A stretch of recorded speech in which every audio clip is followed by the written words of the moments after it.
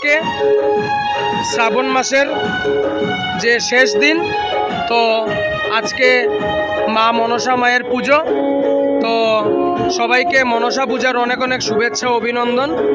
তো আমি এখন আছি আমাদের বদরপুর সালেবাড়ি লক্ষণ ঘোষের বাড়িতে।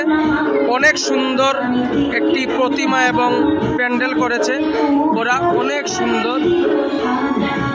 আপনাদেরকে প্রতিমা দেখাচ্ছি, অনেক সুন্দর প্রতিমা।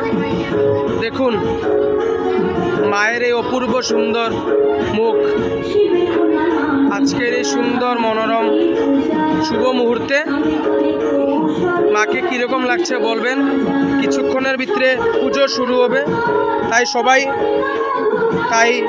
সবাই প্রিপারেশন করছে পুজোর। অনেক সুন্দর লাগছে।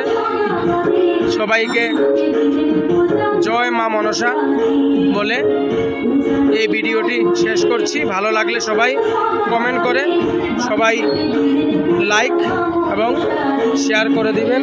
সাথে গুড্ডু আছে, গুড্ডু হ্যাঁ গো।